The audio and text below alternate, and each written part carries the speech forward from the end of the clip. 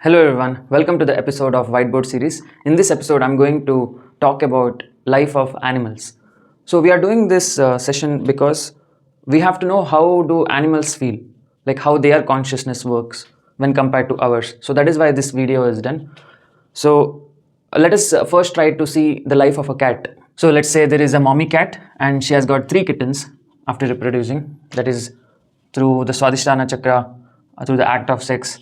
The mommy cat has got 3 kittens and now she has to feed the 3 kittens. The kittens are just in the Mooladhara chakra, so they are trying to figure out how to eat food, how to drink milk of mommy. So they are still drinking milk of mommy and they are growing. That is, they love their mommy very much, and the mommy also loves the 3 kittens. So before she eats food, she will feed the kitten. For example, let's say there is a man who feeds fish to the mommy cat daily out of pity, out of love or whatever, and that fish mommy doesn't eat. That is, first she feeds the kittens because her anahata is activated. Whenever a living being produces offspring, their anahata gets activated. So the mommy cat is experiencing anahata love, that is unconditional love, for the first time.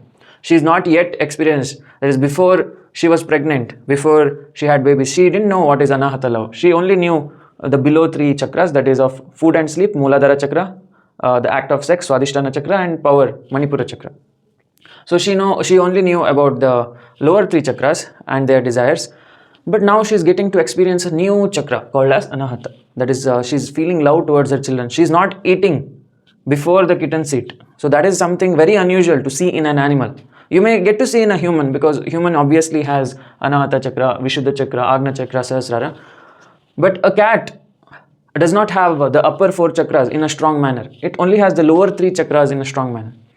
But to see a cat sacrificing food for its offspring is very unusual. So the cat experiences anahata love for the first time, whereas the kittens are still in the initial stage. They are still in the Mooladhara chakra. That is, they are trying to get food, and that is why they are loving mommy. They are not loving mommy because she's showing unconditional love or whatever. They are just loving the mommy because she has milk in her breasts and she's giving food.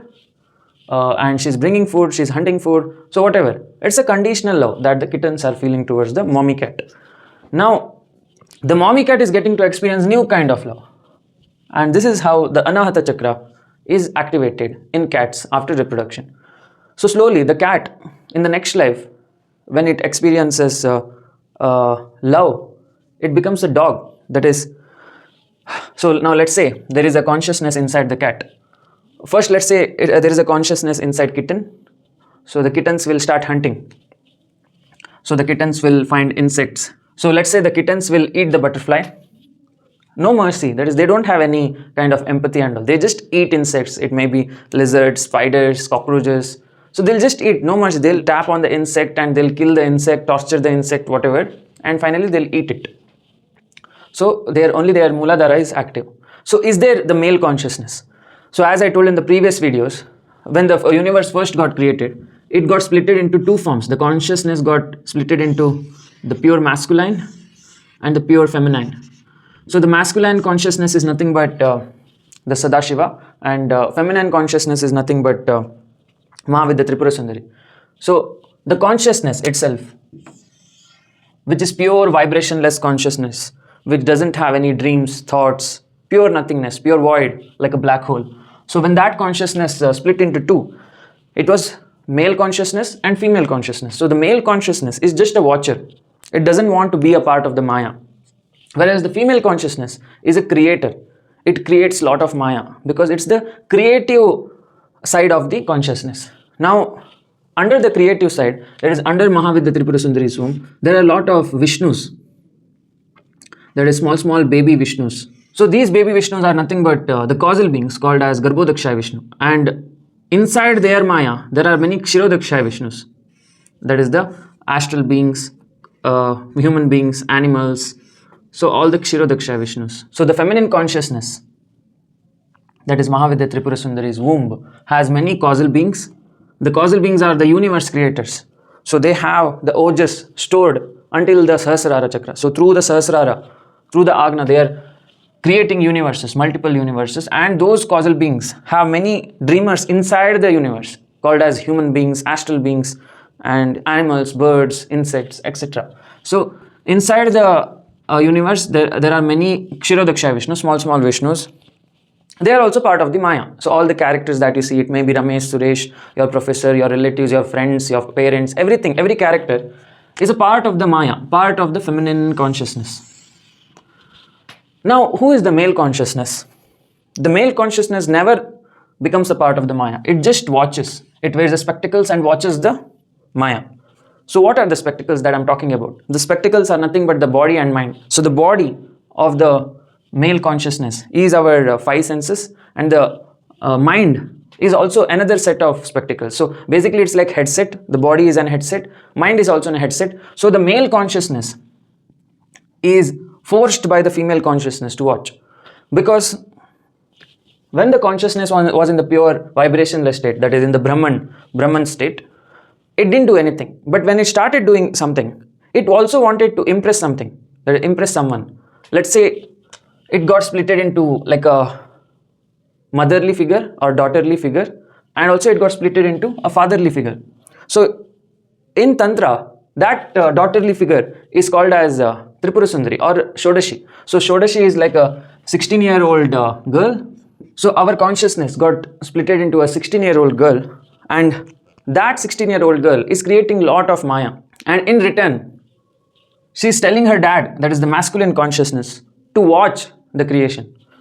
So what Tantra means is, through the deeper meaning, through personification, what they mean is, the father, that is the Sadashiva, is just watching Tripura Sundari's creation, the Shodashi's creation. So there are many universes created by the Vishnus that are inside Tripura Sundari's womb. So inside the female consciousness's womb, there are many Vishnus who are creating universes, and the daughter is forcing the father to watch the creation. And that's why there is a pure inner wisdom that is inside you. This is nothing but your own story. I'm not talking about some external story here. So whenever I talk about masculine, feminine, or Brahman, I'm not talking about someone else. I'm talking about your own Atman. Inside you, that splitting has happened long time ago. That is when you started dreaming, that splitting happened. So inside you, that feminine consciousness and male consciousness got splitted. The feminine was inside the Kundalini, and the masculine is just purely watching what the Kundalini is creating. So the Kundalini is nothing but Tripura Sundari and all her incarnations like Kali, Baglamukhi, Dhumavati, Tripura Bhairavi, Kamakala Kali, Kamala. So all her incarnations are playing out the creative energy, and the male, that is Sadashiva or Kameshwara, is just watching it. So that is the story of your Atman, how your Atman splitted into Shiva and Shakti. So now the Shiva is just watching. So now, let's say in the story of the kittens. So inside the kittens, there are two consciousness, one feminine. Feminine is controlling the kitten's Kundalini. That is, it is creating the desire for food, sex and all. And whereas the male consciousness is not that dominant in the kittens. It is still a small baby Vishnu.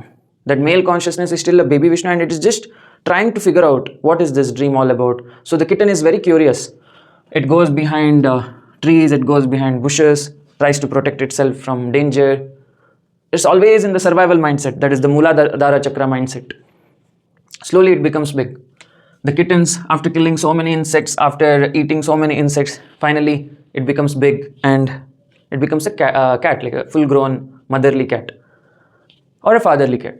So now those kittens, let's say one of the kitten which survived, let's say two kittens died, and one of the kitten which survived created again 4 more kittens. So when it grows into a full-blown mother, it again activates the Anahata Chakra. So the kittens get to experience the Anahata kind of love that is generating inside them. They'll experience the Kali, Baglamukhi, Bhuvaneshwari, Dhumavati inside their own consciousness. That is, inside their Kundalini, they'll feel a new chakra opening, which already other animals have. That is, some animals like dogs, cow, they already have this Anahata Chakra activated because they have lived the life of insects, cats, reptiles, crocodiles. So they have lived the life of cold-blooded animals.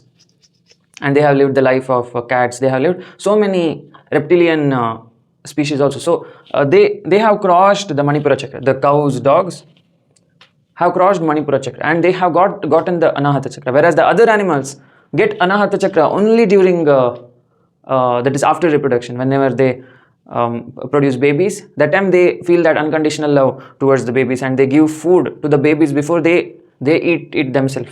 So that's very unusual to see in animals, but the cows and dogs have it already, so that is very natural to them. Now we have to see how these animals are working, that is how their male consciousness is working.